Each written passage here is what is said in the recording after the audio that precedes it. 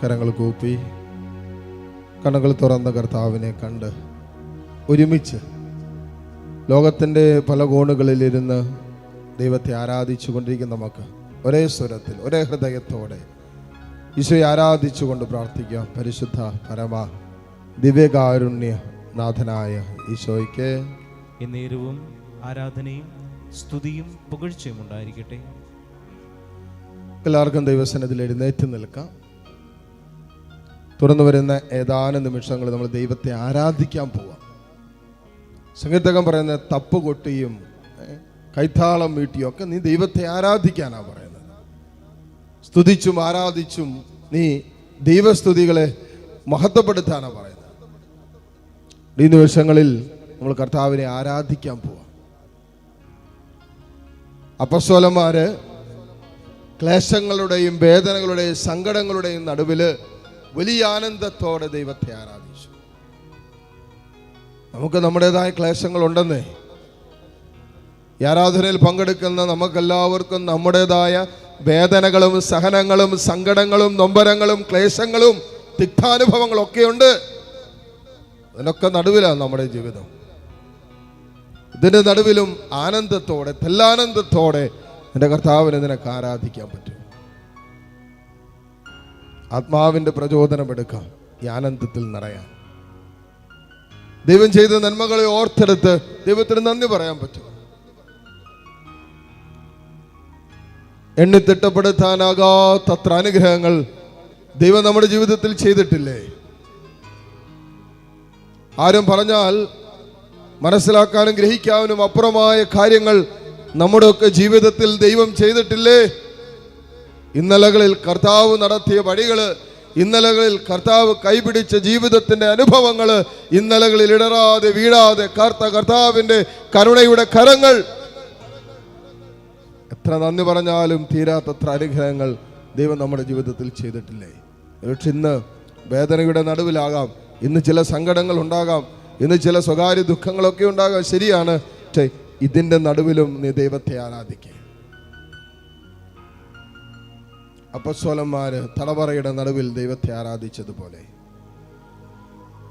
ക്ലേശങ്ങളുടെ നടുവിൽ ദൈവത്തെ സ്തുതിച്ച് ആരാധിച്ച് മഹത്വപ്പെടുത്തിയതുപോലെ ദൈവമേ, ഇതാ ഈ വേദനയുടെ ക്ലേശങ്ങളുടെ സങ്കടങ്ങളുടെ താഴ്വാരങ്ങളിൽ നിന്ന് നിന്നെ ഞങ്ങൾ സ്തുതിക്കുന്നു, നിന്നെ ഞങ്ങൾ മഹത്വപ്പെടുത്തുന്നു.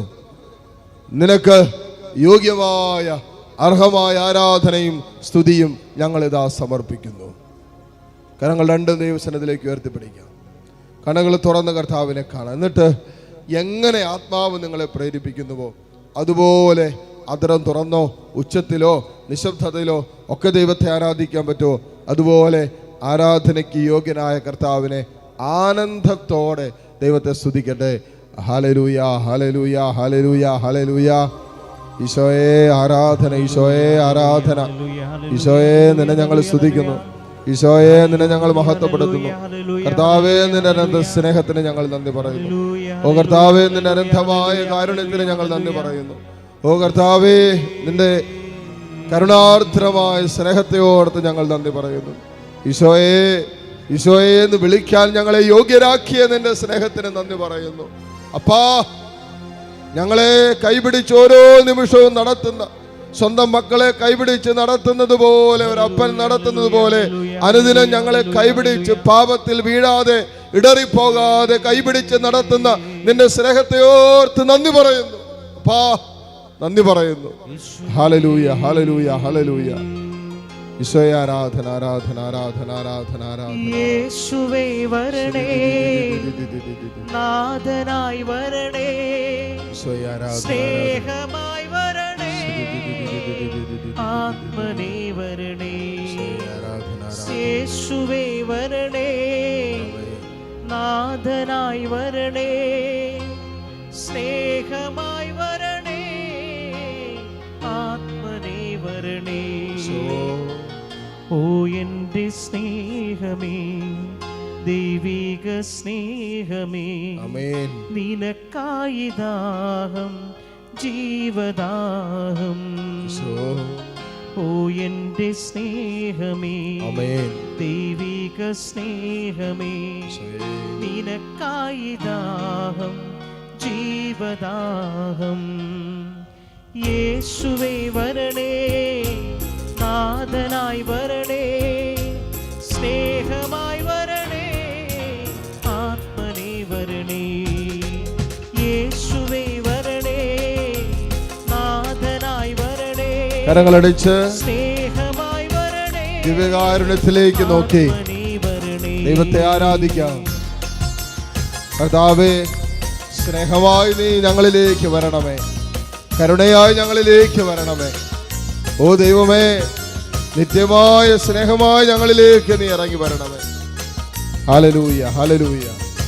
ഈശോയെ ആരാധന, ആരാധന, ആരാധന. ഈശോയെ നന്ദി.